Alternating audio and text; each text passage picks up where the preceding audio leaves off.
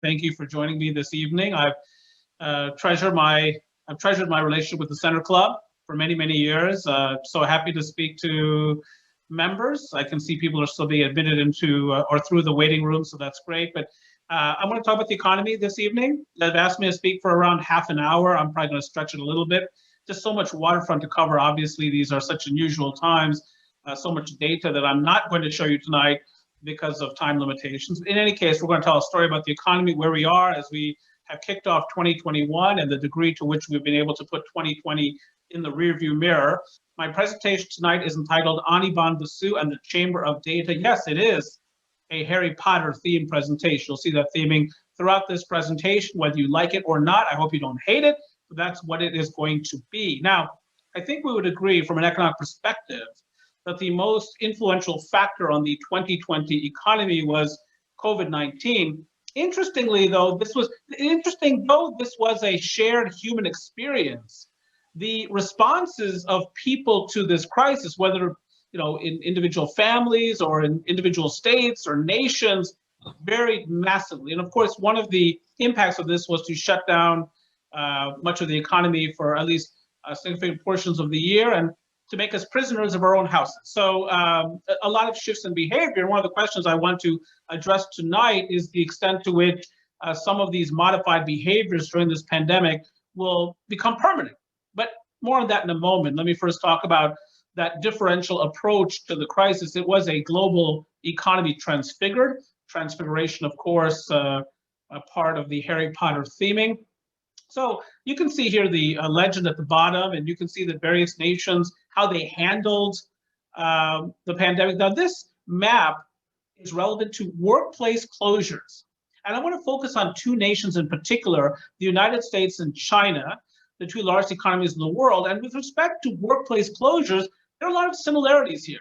Both of these economies kept much of their economy open. A lot of people were able to continue to work at grocery stores. Many healthcare workers were able to work. Construction was deemed to be an essential industry in America, so on and so forth. So along this dimension, not much distinction between the world's two most formidable economies and greatest superpowers. You'll notice that in Africa, there was in many cases no response, including, for instance, in a nation called the Ivory Coast, which I referred to as the Côte d'Ivoire when I was single, as part of a broader strategy. In any case, and I think, economically, the best approach, if you're trying to maximize economic output in 2020, was to either shut down your economy aggressively at the beginning. This map stands or relates to stay-at-home requirements. And here you see a distinction. Again, if you look at that legend, the deeper red means nations that really kept people at home. And China very aggressively kept people at home early in the crisis. And similar things could be said about Taiwan and South Korea, so on and so forth. The United States, of course, was not as draconian. And our policy varied by state. As you know, we'll talk more about that later. Again, look at some of these African countries. Not much restriction here. So obviously there's public health implications to these policies, but there are also economic implications. So I'll give you an example. On this slide, green is good. This is real GDP growth 2020. Green is good, red is bad.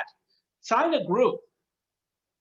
And if we agree that this is now an increasingly bipolar world, and I know there are other powers, there's Germany and Japan and India and so on and so forth, but if we agree that increasingly it's a battle between the Americans and the Chinese for global dominion or domination, China won 2020, at least economically.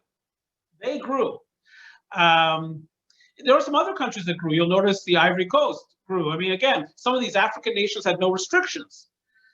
We followed sort of a hybrid path. We didn't shut things down aggressively at the beginning. We never really shut things down aggressively throughout the crisis. And we're still dealing, of course, with the pandemic. And so is the rest of the world, don't get me wrong. And I'm not here to praise the Chinese government, but you're Center Club members. You are thoughtful people. And one of the things that we're going to want to do as a society is to do some post-mortem with respect to this pandemic.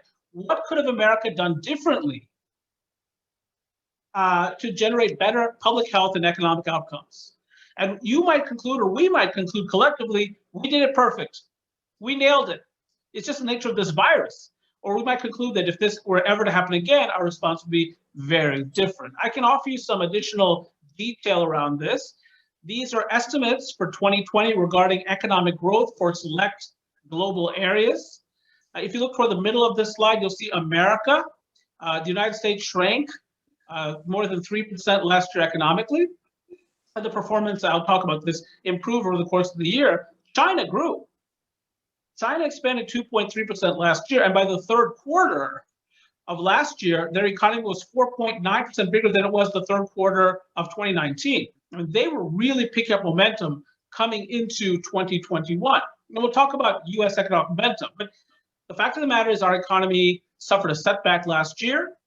There are many implications to a shrinking economy. One of them is the loss of jobs. Let's talk about the labor market now. Now, there was this big debate early in the recovery phase about whether or not the initial phase of recovery economically would be L-shaped, U-shaped, Nike swoosh, check mark, square root, hockey stick, V-shaped. It was a V. This is net change in US jobs, monthly data. And I've graphed for you 18 years of data here. The blue colored bars stretch through February of 2020. February of 2020 represented the 113th consecutive month of job growth in America. The blue colored bars are indexed to the left-hand axis. And over that 113-month period, this nation added 22 million jobs. We drove the nation's rate of unemployment down to 3.5%. Well, that was a 50-year low.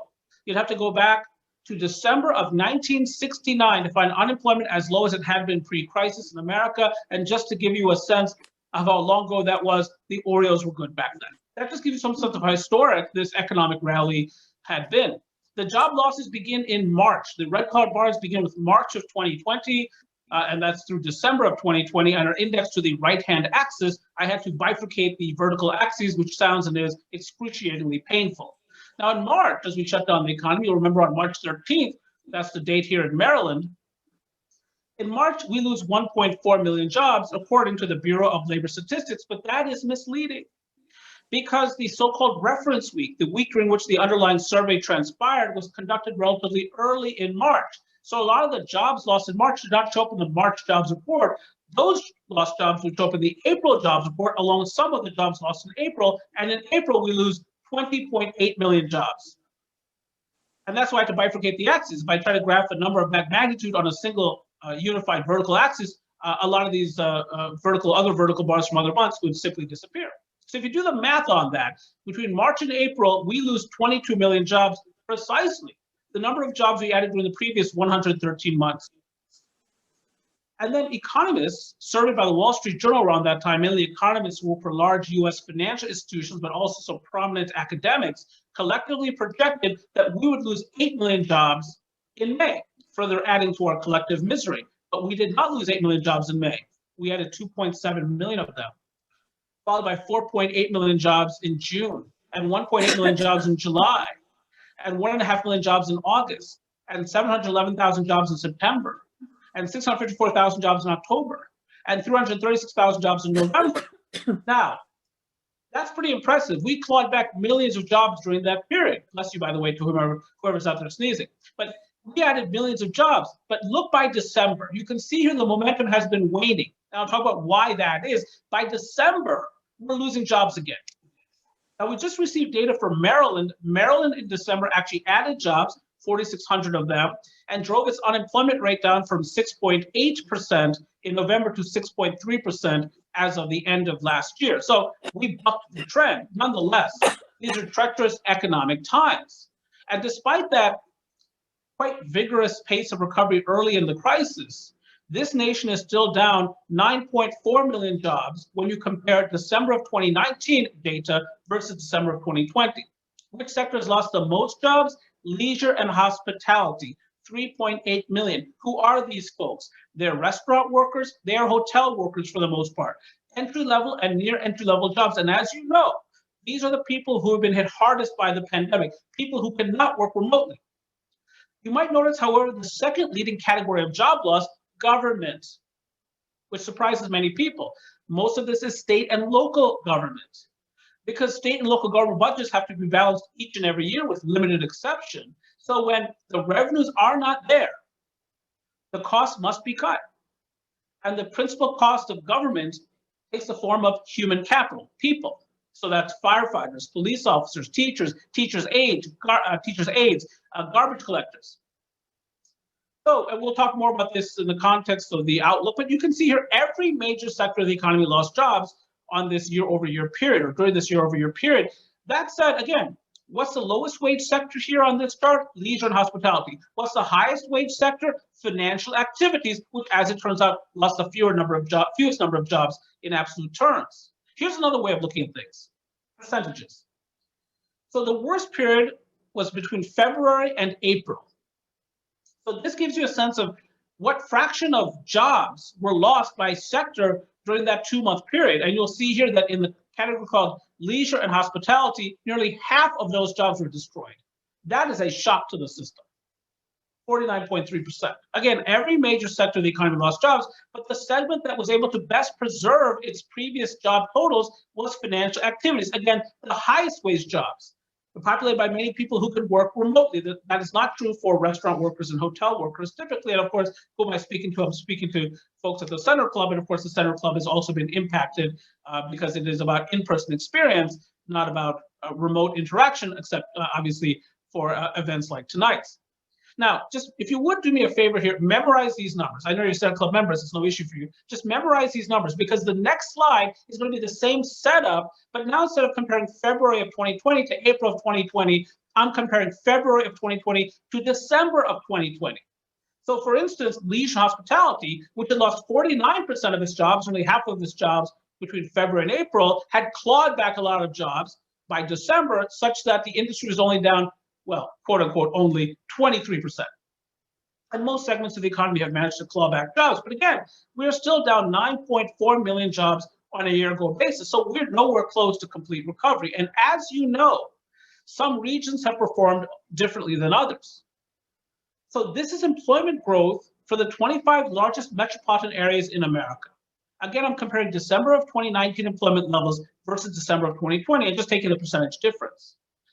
So this is a mistitled slide, that's for sure. There is no growth here.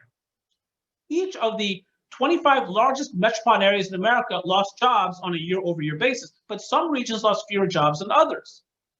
Who lost the fewest jobs? Dallas, Fort Worth, Arlington, Texas. Who's the governor of Texas? That's right, it's Greg Abbott. Greg Abbott is one of these governors who's been very keen on trying to keep his economy open. Who's at number 2? Phoenix, Mesa, Scottsdale, Arizona. Who's the governor of Arizona? Doug Ducey. Doug Ducey, again, one of these governors very keen on keeping his economy open through the pandemic. Atlanta is 3rd. Who's the governor of Georgia? Correct again, it's Brian Kemp. Brian Kemp, again, one of these governors who's been very keen on trying to keep his economy open. He was the first to reopen his economy, happened on April 20th of last year. By contrast, where do we see the highest rates of job loss, proportionately speaking? Detroit Metro. Gretchen Whitmer, of course, has been one of those governors who's been really forced to keep her economy shut down. Southeast Michigan, or the Detroit metropolitan area, was an early stage viral epicenter. New York Metro, who's the governor of New York? Well, it's Andrew Cuomo, of course. Andrew Cuomo, again, one of these governors who was forced to shut down his economy as New York City emerged as an early stage viral epicenter. And number 23, San Francisco, who's the governor of California. That's right, it is the extraordinarily handsome Gavin Newsom. Himself could be a Hollywood actor, but again, one of these people who's been very restrictive in economic activity, though his own personal behavior has deviated from that on occasion. I'm not suggesting to you that one approach is better than another. That's for you to decide. Some governors have been more fixated on the economic and employment outcomes, others on the public health outcomes. My mere point is to suggest that such policies have major implications for economic performance, and you can see that on this slide, though you might notice a contradiction. At number 5, Tampa. That's Governor Ron DeSantis of Florida. Again, one of these governors who responded to the crisis by not responding, really didn't shut down his economy at all. But at number 22, Orlando, same state, same governor, Anirban. What gives? What gives is the structure of the Orlando metropolitan area economy, which is about theme parks, leisure and hospitality, retail trade. It's not about remote work, it's about in-person experience. And if you were to broaden this list to include more metropolitan areas, the single hardest hit metropolitan area in the country among the major metropolitan areas has been, of course, Las Vegas, which has been absolutely walloped economically. Unemployment. So as I said earlier, unemployment was at 3.5% coming into the crisis. By April, it's 14.7%. Now here I'm offering you some additional granularity. I'm showing you male unemployment in blue, female unemployment in green, and overall unemployment in red. So during the previous economic downturn, the so-called Great Recession, men suffered relatively more, as you know, because of those massive job losses in construction and manufacturing, each of those segments losing 2 million jobs or more during the period of their respective downturns. This time was different. It was salons, retail trade, leisure hospitality, home healthcare workers. Women really got hit harder during this crisis, and that continues to be the case. So while the unemployment rate was 14.7% by April, for women that month, it was above 16% and less than 14% for men. You'll notice here, however, that by December, unemployment is down to 6.7%. And if you flip this line upside down, and why on God's green earth would you do that? It's because in this instance, less is more. The lower the number, the better. So if you flip this line upside down, you would see the letter V. V for vibrancy or vitality or a restoration thereof, at least in part. Again, I'm not suggesting to anyone here that we're anywhere close to back to where we had been. I asked someone recently on a webinar, because I've been doing a lot of these, it was a millennial actually, I asked a millennial, how long did it take us to get to a 50-year low in unemployment? And his answer, of course, 10 years? No, 50 years. It took us a long time to get to that point. And so complete recovery may take quite a bit of time. And one of the other things you probably heard is that some groups have been more impacted than others along the dimension of age. So younger people have been hit harder, of course. They tend to work in restaurants and hotels, but also minorities have been hit harder. You've heard this a lot. Here I'm just showing you the data. Lots of data on here, too much by half, but the light blue colored bars here for each group represent the pre-recession unemployment rate. The January unemployment rate, the recession is dated to have begun in February. The red bars represent the peak attained for each of these demographic groups, which occurred either in April or May for each of these groups. And then the darker blue colored bar is December of 2020, the last data point that is available. And you'll notice here, my goodness, by the summer or the late spring of 2020, unemployment among Hispanics is nearly 19%. That's everybody. That's not just young people. That's everybody in that group. And among Black/African Americans, nearly 17%. Now, it rose for everyone. You can see that. But by December, we still had these very significant disparities across demographic groups. And of course, with this incoming Biden administration, there's going to be a lot of focus on trying to close some of these disparities. Let's talk about Biden then, and let's talk about public policy. So one of the other things that we observed, or phenomena that we observed in 2020, was significant government intervention in the economy. To date, we've had 3 major rounds of economic stimulus. The first was signed by the previous president on March 27th of 2020. That was the CARES Act. That was that $2.2 to $2.3 trillion package. That was direct payments to Americans, with many Americans receiving $1,200 in payments. That was stepped up unemployment insurance. That was paycheck protection for businesses.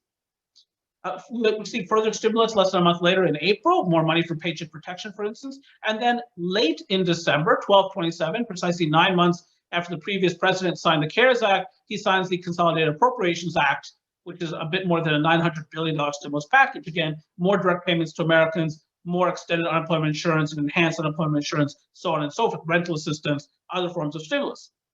Now, you might ask the question, well, now that we've passed stimulus, Anirban, can we still be in the midst of an economic downturn? Answer, yes. So the CARES Act, that more than $2 trillion package, was signed on March 27th. The following month, we lost 20.8 million jobs. So it takes time, of course, for stimulus to work its way through the economy. And the other thing is that if businesses are shut down, they're shut down. So the supply side of the economy can't really work, even if demand is stimulated by these stimulus payments. The Biden administration is just getting into gear. Of course, tomorrow they will commemorate a week in office. So what are some of the plans here? Well, one of the aspects of the previously passed stimuli was that there was no direct assistance, or at least very little direct assistance, to state and local governments. There was this big discussion in Congress about not wanting to bail out New Jersey and Illinois. For some reason, many Americans don't like people from New Jersey and Illinois. I don't know, I find them to be quite charming in general, except for the folks from New Jersey. In any case, the Biden administration is going to work very hard, I think, to try to pass a package where there's some direct assistance to state and local governments. And one of the things we're going to point out is that, well, some states that are, let's say, red in nature, like Kentucky, aren't in very good shape financially either. But that's one of the things. You're going to see also more money for the unemployed, probably, and perhaps further attempts to extend unemployment insurance, and then more money for businesses, particularly Main Street businesses, that's retailers, restaurateurs, those kinds of businesses, for example. Now, short-term plan, stimulus, and obviously we've got impeachment and other things happening as well in Washington, D.C. This is a time of incredible tumult. The longer-term plans are interesting too. The Biden administration is focused on manufacturing. Actually, that was something that we saw in the Trump administration as well. Wants to build modern infrastructure. And one of the things I think you might see going forward, and in fact in the very near term, is that we'll have a stimulus package focused on American infrastructure. The Highway Trust Fund goes insolvent within the next year. So they have to do something about infrastructure in any case, even absent a pandemic. And so you're going to hear a lot of talk about that. Lots of talk about providing support for childcare, for educating the workforce. A lot of focus on two-year colleges and apprenticeship programs. Obviously, immigration policy will be very different under the new administration than it was under the old administration, but Sheila Murthy could probably talk more about that. And so, lots of policy responses. Now, look, we came into the pandemic with a $23.5 trillion national debt. Are we being Dumbledore as a nation? Albus Dumbledore, of course, the headmaster of Hogwarts, and I'm told the greatest headmaster in Hogwarts history. But presently the national debt is screaming towards $28 trillion, with more stimulus to be passed this year. By the end of this federal fiscal year, which occurs on September 30th, will be at easily over $30 trillion in national debt. Hasn't caught up to us yet. One of the implications of rising debt typically would be higher interest rates, but I'm staring right now at a yield on a 10-year treasury of 1.033%, actually less than inflation. So really, really quite remarkable that we haven't paid the piper yet, but at some point will we? Well, that's something we might take up during Q&A. Let's talk about some of the other commercial impacts of COVID-19. And one of the sectors that's really been hammered, as you know, is retail trade. One of the aspects of 2020 was a number of large-scale retail bankruptcies, and some of these retailers are our favorites, like Pier 1 Imports, which actually went bankrupt before the pandemic really hit America. True Religion and those fabulous jeans that even make me look skinny. J. Crew, and even Marcus, JCPenney, GNC, where many men and some women get their supplements, which I'm not sure do anything whatsoever, but still they buy them and pay good money for it. Brooks Brothers, with their fabulous shirts, which are a bit tight at the collar. Lord & Taylor, that hallowed department store, and then Francesca's, which went to bankrupt in December, which is among my daughter's favorites, but of course they have many favorites. In any case, a really dislocating period. And what's interesting about that is that it was not really a bad year for retail sales. This is monthly retail sales. Now, as I said earlier, the recession is dated to have begun in February, that according to the National Bureau of Economic Research. So let's do some rewinding here. What's going on in February of 2020? Well, by this point, you and I have heard about COVID-19. Some people are beginning to withdraw, at least partially, from the economy. They're not going out as much. You might remember at meetings and conferences, instead of shaking hands assertively, by that point, we're fist pumping. Then we did the elbow bump. Then we did the kid and play toe tap, if you know what I'm talking about, and you do, your Center Club members. Now, by March and April, retail sales are falling off the table as we shut down the economy. But lo and behold, what occurs? Starting in May, a dramatic rebound in retail sales. Again, let's do some more rewinding. So, we shut down the economy in March and April, passed that stimulus and signed it in late March of 2020. So money is pouring into households. Right? $200 checks and stepped up unemployment insurance benefits, but it's not easily spent. It's not because the malls are closed, the theaters are closed, the restaurants are closed. So the U.S. savings rate takes off. Now, as we reopen the economy in late April into May and June in various parts of the country, that savings becomes expenditures, and those expenditures hit the economy hard.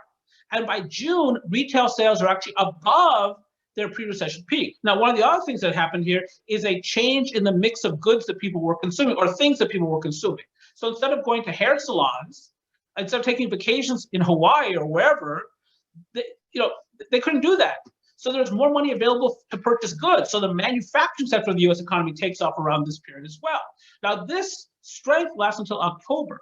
October, retail sales are no longer rising, and in November and December, as you can see on the chart, they actually decline. And I would argue to you that this U.S. economy is back in recession.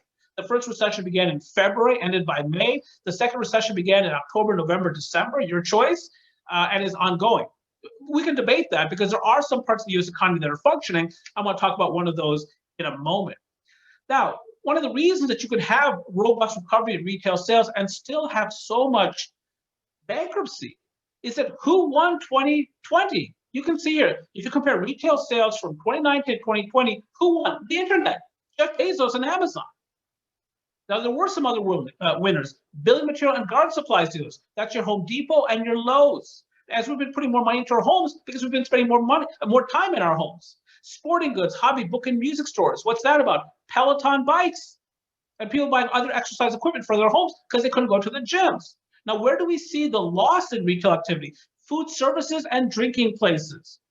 Human beings call that restaurants and bars. We economists call that food services and drinking places, which is why so many of us have never been on a date.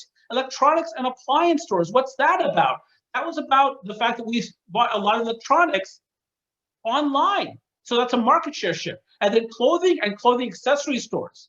The clothing retailers like True Religion and Francesca, so on and so forth. Of course, they suffered because we're not going out as much. We don't need to look as good. Question for you, Center Club members. Am I wearing pants? You don't know, and I'm not telling.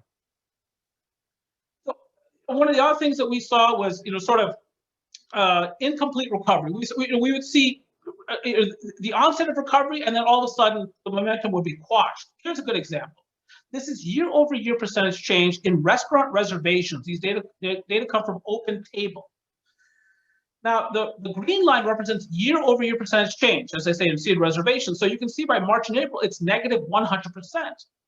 Now, my staff put this slide together. They're mostly in their 20s and 30s, and they took the vertical axis down to negative 120%. And once we get back into the office, I need to tell them that you can only go down to negative 100%, but set that aside, please. That is an internal staffing issue. You can see this very strong recovery into June, mid-June, and then things flatten out. Why is that? Why the lack of progress in July into August? Well, that was a second surge. So that was the summer surge in infections in Florida, Georgia, Texas, Arizona, Southern California. But then you can see a big weekend on Labor Day. So you see a spike toward the middle of the slide, that's Labor Day. And then things, what happens then? Things flatten out again. Why? That was the third surge. After Labor Day, we see another surge in infections. Some of that was in the American heartland, but temperatures were cooling, and you can see we're living in that period now. We saw big surges in reservations on December 23rd. That's the day before Christmas Eve, and then on December 31st. So people will go out for big events, but for the most part, it's Grubhub and DoorDash and not going to restaurants. As you know, people are nervous. It's not just about shutting down indoor and outdoor dining. That's, of course, happened in certain communities, including recently in Baltimore. But it's also about people voluntarily withdrawing from the economy because they are scared. Okay, two more sections of this presentation. Just give me a few more minutes. I want to talk about the housing market. And this, I think, matters very much for the Baltimore region, the dynamics in the suburbs, so on and so forth. So one of the, again, phenomenon that we've observed during this pandemic has been that mortgage rates have fallen even further. Well, interest rates were low coming into the crisis, they're even lower now. It shouldn't surprise anyone in this audience that home prices were rising prior to the pandemic. You'll remember we're adding lots of jobs, income was rising, and the inventory of unsold homes was low. So prior to the crisis, if you look at, this is the S&P Case-Shiller National Home Price Index, home prices were rising prior to the crisis. I think what one could view as surprising is that the pace of home price appreciation has accelerated during the crisis. And one of the reasons for that, of course, is that mortgage rates are lower, and that stokes up demand, but there's more. So during the crisis, of course, more people want to more aggressively social distance. You can more easily do that from a home than an apartment building. We want more space attached to our residences because we're spending more time at home. And also we might want dedicated space for that home gym or that home office. We're all trying to go on Zoom or go to webinar. I'm trying right now. Of course, prices are rising. So people are saying, well, other people are making money buying homes. Maybe I should buy one. And then there's the demographics. The millennials are coming of age. The oldest of the millennials will turn 40 this year. And so, and now, there's another aspect to this. You know, of course, if I'm demanding a home and I had been a renter, it must mean that the demand for apartments must be falling, at least in certain markets. And we'll talk about that in a second. One of the things that this rising home price phenomenon has triggered is a surge in building.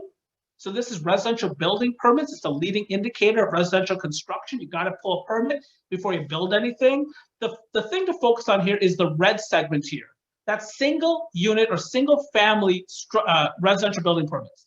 That's townhomes or single family detached homes. And you can see recently this surge in single family construction, or at least permits. And builders can see what's going on. They can see that many people are moving to the suburbs. They can see that the inventory of unsold homes is low, and they're now supplying to that unmet demand. So one of the strongest segments of the US economy presently is the home building industry.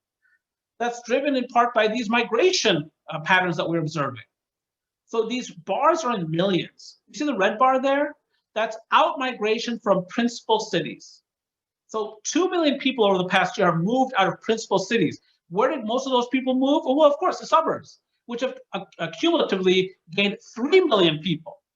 Now, there's all this talk about people being able to work remotely and therefore moving to really beautiful, pristine rural areas that have broadband as well. And I'm sure that's happening in places like Bend, Oregon, and some other places. But for the most part in the data, the migration has been from city to suburb, and in fact, from rural areas to suburb. And the big winners right now are the suburbs. And you can see the effect of that on observed rents. So this is the change in rent from March to December of 2020. San Francisco down 27% in terms of rents. Seattle down 22%. Washington, D.C. down 15%. Now, Baltimore has held up a bit better in terms of rents. It's a lower cost market. And really what people are escaping are the high cost rental markets. That's where we're seeing the big dips in rent. But again, a lot of this has to do with out-migration. So we're seeing migration within metropolitan areas from city to suburb, but also between metropolitan areas where people who had been living, let's say, in San Francisco say, I can't afford that anymore, I'm moving to Las Vegas or moving to Memphis, which eventually will benefit those economies. This is another way of looking at it. This is observed rent changes for two geographic definitions. Principal cities, you can see that darker purple, and then suburban cities. So for in a Baltimore context, our suburban cities are Columbia, White Marsh, Owings Mills, Hunt Valley, Towson, Annapolis, Glen Burnie, Bel Air, so on and so forth. And the rents are holding up in those suburban cities, despite this general push toward home ownership. It's the principal cities where we see a lot of out-migration. And I'll tell you, for Baltimore City, which already has fewer than 600,000 people, the fact that people can work remotely and do more of their shopping online is not good, generally speaking, for cities. And so if we thought that the environment was challenging for Baltimore City before, I would say demographically and otherwise, it's even more challenging today. Which takes me to my final slide, or final set of slides, the forecast, the crystal ball. So I'll just show you some leading indicators as I close things out. This is University of Michigan's Index of Consumer Sentiment. Predictably, consumers are not that confident right now. They're nervous, and they should be nervous. We saw job loss in December. When you look at the initial claims for unemployment insurance, those data come out each and every Thursday morning. We've seen more initial claims for unemployment. This, of course, makes sense given that more of the economy is being shut down again, and also more people are withdrawing from the economy, at least in part, because they're nervous about being infected. And then, all this talk about these new strains from Ireland, England, South Africa, so on and so forth. The fact that it's now here in Maryland probably has other people worried as well. Now, the interesting thing about this is that household balance sheets are actually in pretty good shape. Not everyone's balance sheet, don't get me wrong. I understand a lot of people are facing eviction. I understand a lot of people are facing food insecurity. They have to go to food pantries to eat. That's true. But there are a lot of other families that have taken the opportunity of this pandemic to stockpile cash. How do we know? This is the US savings rate. This is savings as a percentage of personal disposable income. Now, coming into the crisis, the US savings rate is around 8%. By April, it's nearly 34%. That's the big peak you see here. Again, money is pouring into the household, stimulus monies. Some people don't lose their jobs, but the money is not easy to spend. So it backs up into household balance sheets. So we lose 20.8 million jobs in April, even as the savings rate takes off. In fact, because the savings rate took off. But then you can see here, savings rate starts to come down, people start to spend more money. But as late as November, US savings rate is still a lofty 12.9%, which means a lot of households have spending power. But I'm still worried about the near term, and I would still make the claim that we're presently in recession. How can this be if household balance sheets are in good shape? Well, because of the supply side of the economy. This is the National Federation of Independent Businesses Index of Small Business Optimism. Question Small Business America, is it a good time to expand your business? And if you look at this slide, the red line here, you can see a lot of businesses are saying it is not a good time to expand. And for many businesses, expanding their business would be moving toward where they had been back in February before this all got kickstarted in America. And again, we're talking about national policies now about potential further shutdowns, what's going on in New York and California and elsewhere. And so it just precludes complete recovery for the economy. No wonder so many people are nervous, especially on the supply side. Now, what does this mean for the balance of 2021? Well, I have two more slides. Let's get to that. Now, I understand that COVID-19 is a new event for America. I mean, we could talk about polio in the 1950s and the Spanish flu of 1918, but I would say this is pretty new. But we have had in more recent times pandemics impact other advanced societies. These data come from Goldman Sachs.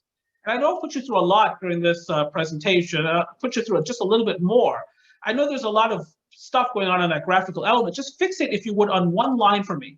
It's a light blue colored line that goes way up to the top and back down again. You see that? That's Hong Kong, SARS 2003. Hong Kong, SARS 2003.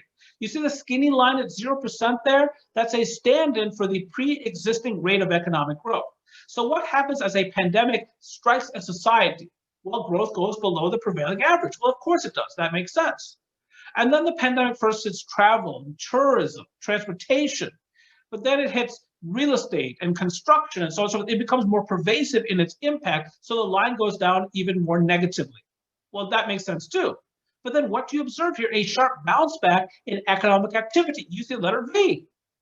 Because you shut down the economy and then you reopen it. Now, our problem in America is we shut down the economy, reopened it sort of, then had a second surge during the summer of infections, then had another surge after Labor Day. So we never have really been able to go off to the races. We had that fabulous month in June when we had 4.8 million jobs, but we have not been able to perpetuate that.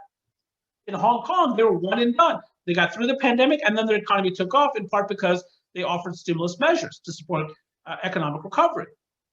But what I'm showing you here is that once we get through this pandemic, and of course we have Pfizer and Moderna vaccines floating through the population now, there's going to be a superb economic expansion, and I expect that during the back half of 2021, it will be a V-shaped recovery. So what's the outlook? Final slide. For an economy to flourish, both demand and supply sides of the economy must participate. What's lovely to see is an economic expansion. I love job creation, just love it. I love it. And often the way the economy works is that it was an equilibrium, but demand starts to rise for whatever reason. Maybe confidence comes back, whatever it happens to be. And then suppliers respond to that rise in demand by supplying more output, which of course means the creation of more jobs, for instance, and also more investment. Well, of course, the creation of more jobs and income opportunities further stimulates demand, and that causes more supply response, and you're off to the races. It's beautiful. And with additional stimulus forthcoming, demand gets a further boost, but supply will be constrained by additional lockdown measures, and not just in America. You've heard what's going on in South Africa, Portugal, Spain, England, Ireland, so on and so forth. It's a global economy, and the global economy is not ready to heal. The result is that the U.S. savings rate will climb once again, spring-loading the economy for rapid economic growth once vaccines become broadly available.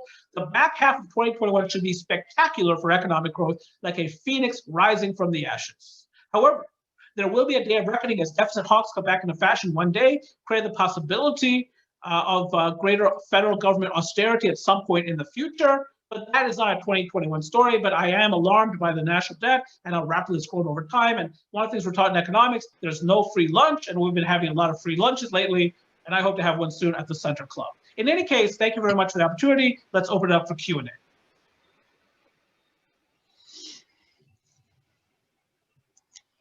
Anirban, Basu, Rufus Lusk, I've heard you speak before.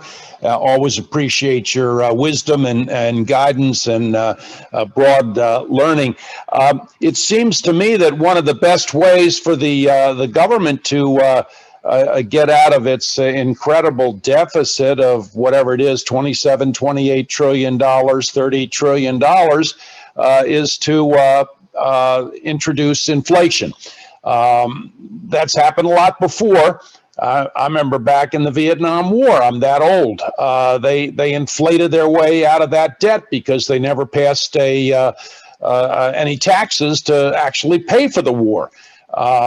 It seems that we haven't passed many taxes to pay for any of our wars. So, quick question. How does that Phoenix Rising, does it bring inflation with it? I think we will see more inflation in the latter half of this year. So one of the things that economists like to say is that we ask the question, what is the cure for low prices? Answer, low prices. So when prices are low, suppliers are less willing to supply and invest in capacity. So because of that, as supply becomes truncated, as items become more scarce, that would tend to naturally lift prices. What is the cure for high prices? High prices, because when prices are high, suppliers supply a lot, whether oil or homes, and that eventually brings prices moving in the other direction. So right now we've gone through a period of relatively low commodity prices worldwide. We saw some increase in commodity prices during the third quarter of last year globally. Generally speaking, prices are pretty low. And so with less investment, less supply capacity augmentation, and then all of a sudden this surging demand later this year as the global economy gets back on its feet, I think you're going to see more inflation, and that produces higher interest rates. But that inflation is, generally speaking, a bad thing, I would say. Yes, it's true that it reduces the real value of the national debt, but we're such a leveraged economy. Households had never amassed as much debt as they had pre-pandemic. Corporate America has never been as indebted as it is right now. And of course, the federal government has never been so indebted. So if you raise interest rates by raising inflation, that causes debt service to go up for households, for businesses, and for government, and that would have very negative consequences. I have a question, John Davis. In your opinion, from your perspective, what should the United States be doing economically right now that we're not doing? Look, here's my view. We are right now in a race with the Chinese for global supremacy. And we should be taking a page out of the Chinese playbook. Not the one-party system. I'm not talking about that, obviously. I love democracy. But how have they gotten to where they've gotten? They've invested in human and physical capital.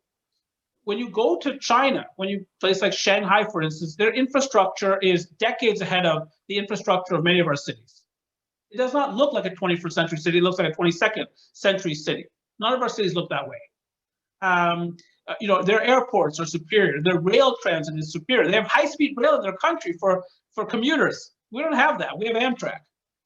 So I would say we need to invest in physical capital. That's infrastructure. And I understand we start with a national debt of $28 trillion. I don't know how we amassed a $28 trillion national debt without investing in infrastructure, but we've managed to do it. When you talk about infrastructure in America, it typically is preceded by the word crumbling. So one is physical capital. The second is human capital. One of the aspects of America these days is that our labor force participation rate is not very high. Now, part of that is because baby boomers are retiring, and so it's the nature of the calculation of labor force participation. But for instance, we see a lot of under-participation among young American men. Let's say American men between the ages of 19 and 34. The labor force participation rate for that group is extraordinarily low by historic standards.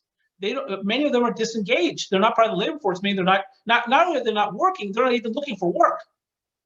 We need to train these people up. All hands on deck.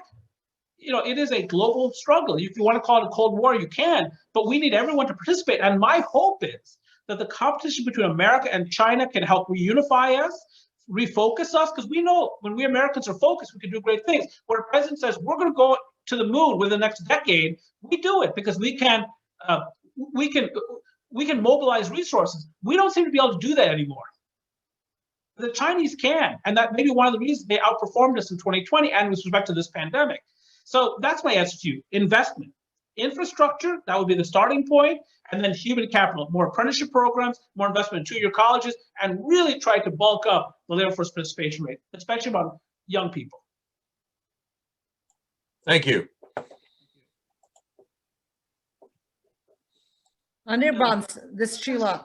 Since you mentioned more than a couple times about the wonderful Center Club members that we all are and how brilliant and smart and proactive we are, what can Center Club members do to take us from point A to point B? Obviously, it's more Baltimore based, but hey, you got to start somewhere. Yeah, so just act locally, think globally, right? So, or think globally, act locally. So that's the goal here.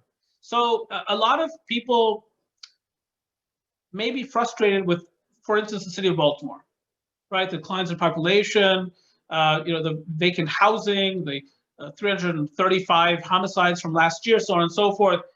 This is no time to give up on the city. It is going to be a challenging time for the city.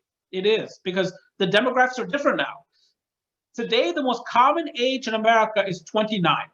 We have more 29-year-olds than any other age. The second most common age in America is 30. The third most common age is 28. 5 years ago, the most common age was 24. What do 24-year-olds do? Well, lots of nonsense, but they also might rent an apartment. And those millennials tend to rent in cities. And we saw a lot of that. You see that in Locust Point, Fells Point, Federal Hill, so on and so forth, Central Business District. But now, in 5 years, the most common age will be 34. What do 34-year-olds do? Well, still lots of nonsense, but they might buy a home. And the opportunities to own a home tend to be greater in the suburbs than in cities. So the demographics are no longer favoring the city. And yet, at the same time, I see this East Baltimore renaissance. If you go to City Seeds, which is on Wolf Street, north of Johns Hopkins, near that Broadway corridor, or some of the other things that we're seeing, Humanum and its role, playing that role in East Baltimore, you see a lot of investment all of a sudden, a lot from nonprofits, but a lot of investment. There's a real East Baltimore renaissance taking place. It can happen. And that's what I would say to City Club members. To the extent that you're engaged in Central Maryland, continue to support the city. That doesn't mean you have to support city elected officials necessarily. You can dislike or like them. That's not the point. But support the enterprises that constitute the city. Little Italy and those restaurants, the Center Club itself, the Hippodrome Theater, the Lyric Opera House, so on and so forth. Engage the city, because I hear so many suburbanites tell me, I don't go to the city anymore. And it breaks me up when I hear that. We shouldn't be like that. We have to engage, and that's what I would say is the most valuable thing many of us can do in supporting this community. Thank you. Any other questions here for our remaining participants? Privileged to be with you here tonight. And to be a Center Club member. Yes, please, go ahead. Anirban, this is PJ. Oh, yes. How are you? I'm fine. Great presentation, as always. I thought it would be helpful if I just made a few comments about the Center Club, because we are in that hospitality business. And I want our members who are on the line to know the club is doing really well, thanks to your support. So if you haven't read my State of the Club in the Uncorked magazine, please do so. Because we are doing well. We have taken care of our employees. They're back now, fortunately, now that the indoor dining ban is over. But we, based on 2019, it was the best year in our history. We were fortunate to carry forward a very large cash reserve. We've taken advantage of all the opportunities that are available, but in particular, the support of the members has been extraordinary. So I just want everybody to know that the club is doing well. And we're here for you. Right, and it's doing well in large measure because of leadership of PJ on the Center Club's board, and I happen to have the distinction, honor of being on the board and watching PJ in action, and taking such a strong hand in leading us forward. She's not the only leader at the Center Club, of course, but she's been very important, instrumental in keeping us going. And in fact, the Center Club is very much on the front foot, talking about investing more money into our physical infrastructure, even though we've gone through this pandemic and remained, within it, impacted by it. So if we can get through that kind of pandemic in good shape, then you can imagine what's going to happen during normal times. It's going to be fabulous. Well, thank you for that, Anirban. And I'm happy to say we were able to open this past weekend for indoor dining. We were between the indoor dining and the Center Club to Go and Express. We were nearly sold out for the weekend, which is extraordinary. And so I just want to thank everyone for their support, and we are doing well. And thank you to people like you, PJ, and you, Anirban, and every single person who's here supporting the Center Club and ordering and doing the to-go and the express and eating in and being on the board and just giving of your time, your talent, and your treasure. And PJ is the queen of that. She really is. She is. She's the queen, the duchess, the viscountess. She is all of that. She's All right, enough already. And that's all an understatement. Yeah, that's exactly right. I cannot say enough for the boldness of PJ's leadership. But anyway, she's going to get a swollen head, and the next board meeting is going to be awful. So let's leave it at that. But are there any other questions about the economy or anything else? Biden administration, public policy, Baltimore, Maryland, Center Club, whatever it happens to be. Anirban, this is Ron Bush. I'm curious if you are, excited about anything you're seeing bubbling up from our current administration or otherwise from our economy. Curious what you might be excited about. Yeah, I'll tell you what I'm excited about. Alternative energy. I think that's where we're headed. And I would rather see America get there sooner rather than later. I know there's a lot of distress in certain parts of the country about the president's decision on the Keystone XL pipeline, which is not a new pipeline, it's the expansion of an existing pipeline, but that would bring Canadian crude to America via Nebraska. But I think you're going to see a lot of support for battery technology development, solar, wind, other alternative energies. I think it's going to put America back in a position of leadership in terms of climate change. Obviously, rejoining the Paris Accords was exciting to me. Many of us economists are environmentalists, as it turns out. We understand that the environment has enormous value and is often underrepresented in market transactions. So that's the thing I'm most excited about: a cleaner, greener world. Because I have two daughters, and they're going to have daughters and granddaughters, and I want them to live on this planet and to be green and blue the way we've been able to grow up with it. So anyway, that's what I'm most excited about. Thank you.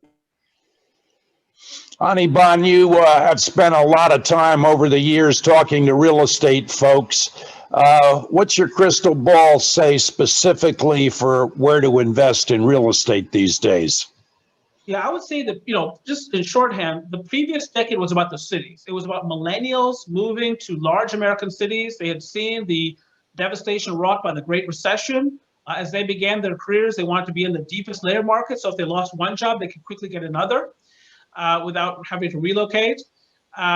This decade will be about the suburbs, which is what it was about in years like 2002, 2003, 2004. We saw a lot of suburban migration then. We'll see a lot of it now. Demographics plays a role. I think the pandemic plays a role in terms of reshaping behavior. Obviously, the fact that we can work remotely and know that we can be just as productive working remotely as in the office. That's one of the things we've learned here. Before, the notion was, okay, if I'm an employer, I can have my employees work remotely and I will save on real estate costs. I won't have to lease as much office space. I will lose, however, in terms of productivity. They're not going to be as productive at home. The data are suggesting from the United States, Germany, elsewhere, that many people are as productive or more productive working from the home than any place else. It turns out that the office space has lots of distractions. So people come off that grueling commute off of I-695 or I-83 or Old Court Road or wherever it is. Now they're angry, they're in the office, they're human beings, so they start contemplating co-workers, and then they go to the water cooler to start talking about co-workers with other co-workers. Maybe they have some water. Coffee break number 1, coffee break number 2, coffee break number 3, impromptu staff meeting that's of no value, and then lunch. And then after lunch, they fill out their NCAA bracket and go home. So, don't get me wrong. I mean, there are distractions in the home. I mean, and we know who and what they are: pets, children, neighbors, daytime soap, sports center. But the data are suggesting that people are just as productive in many instances working from home, and they're going to demand that from their employers. So the rationale to be in a city close to a central business district is less than it has been perhaps ever. And so that's part of the suburban flight that you're going to see. There's this narrative suggesting that people are trying to escape the problems of the city. There will be some of that, but I think what they really want is more space and home ownership, and that often is in the suburbs. So that's what I'd say. And yes, it is true that at some point the housing market will slow down post-pandemic, in part because interest rates will start to rise again in earnest. But I think demographics will render this a decade for the suburbs, whereas the previous decade was a decade for the cities. And one final point, there's another market that I think is underappreciated. That's the suburban rental market. There are a lot of baby boomers out there ready to retire. Some of them have already retired. And there's this notion that they all want to go to Florida or South Carolina or Delaware, whatever it is. A lot of them just want to stay here in Central Maryland. They want to be next to their friends, near their kids, so on and so forth. But they need to sell their house because that's where their equity is. That's the money that they have to live on in retirement. So they sell that house, but they want to live in the same community. And what they find is often there are not enough rentals that suit their standards as previous homeowners. And so I think that's a market that also is undersupplied in many instances, that suburban rental market focusing on older renters. One other question. What advice would you give to Brandon Scott on as the new mayor of Baltimore? Right. And here's the advice I would give, which is focus on the functioning of the agencies. Be a CEO. There is, unfortunately, no single great idea that's going to save the city. The city is going to be restored through competence, and it starts with the agencies. It starts with the Department of Public Works that can keep up with the trash. It starts with a police department that respects people's rights while effectively fighting crime.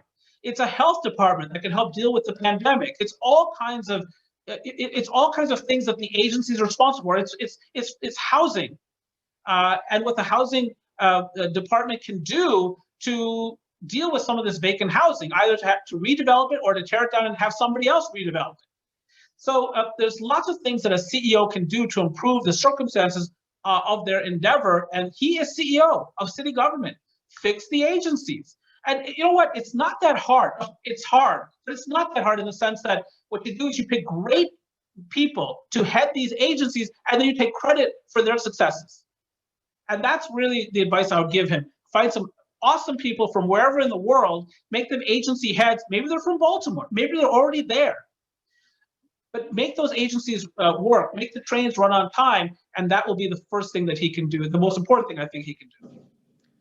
Hi, Anirban. I had a question regarding the new administration's executive order to make federal contracts, the manufacturing in the United States. I think it's about $600 billion worth of federal contracts.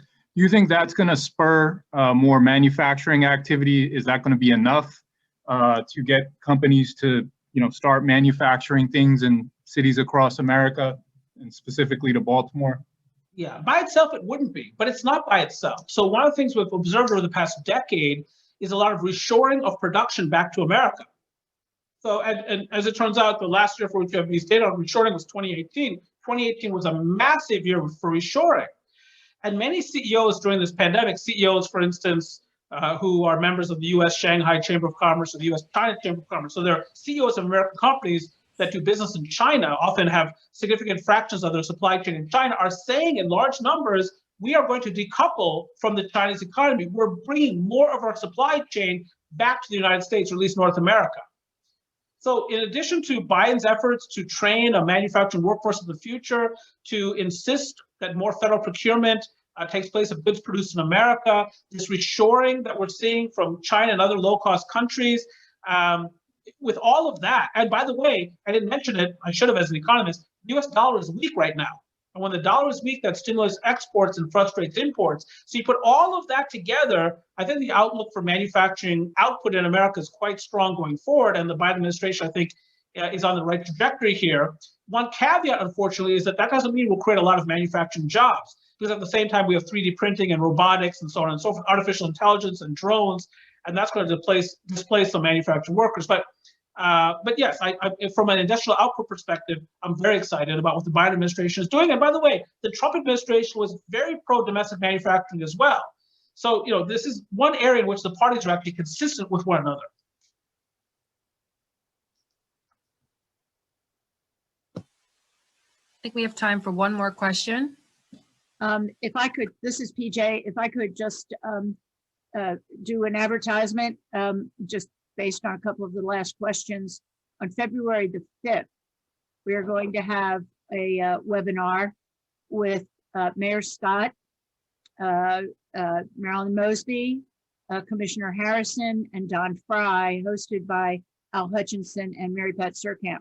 So I would encourage everyone to attend, because some of these local questions, hopefully there will be a great discussion on that day. So February the 5th. May I ask a question? Absolutely, please do. With people working remotely, why would they not work in low tax states versus high tax states? They might. They might. Isn't that a problem? Isn't that a problem for Maryland? It would be, except it is all things being equal. But all things are not equal. So one of the things about low tax states is they don't have as much money to spend on their schools. Now, sometimes, when you've got a booming economy like South Carolina's, even with low taxes, they have a lot of money to spend on their schools, or at least relative to their own history. But generally speaking, we Marylanders, yeah, we pay a lot in taxes. There's no question about that. We drive a lot of our pre-retirees and retirees out of the state. I hate that. Somebody needs to change that. Somebody needs to be elected governor and change that so that so many Marylanders are not looking forward to the date that they leave Maryland. But we spend a lot on our roads. We spend a lot on our two-year colleges, our higher education, meaning our four-year colleges. We spend a lot on our public education. And that's who we are as Marylanders. The taxes in California are even higher. They're home to Silicon Valley and Hollywood. The taxes in New York are even higher. They're home to Wall Street. So, if the taxpayer gets a good value for their dollar, I think people are willing to live with that. I think there's a lot of cynicism out there or at least a lot of skepticism out there, because a lot of Marylanders feel, I'm not getting value for my dollar. I'm sure that a lot of city residents are saying, I'm not getting value for my dollar. Whether they look at the school system, which is ably led by Sonia Santelises, but is an underperformer statistically. Whether they look at their police department or whatever happens to be, I'm not. So you've got to give the taxpayer a great value proposition, and if you do, they're willing to pay higher taxes. I hear a lot of members say, I'm willing to pay higher taxes. I just want value for my money. So that's the challenge for a governor or a county executive or a mayor, a value proposition. Our taxes are higher, but that doesn't doom us to a lack of growth or a lack of broadly shared prosperity. California has even higher taxes. Along some dimensions, they're even more prosperous than us. So that's my answer to you. I think we can outcompete the South, but we've got to give people value for their dollar.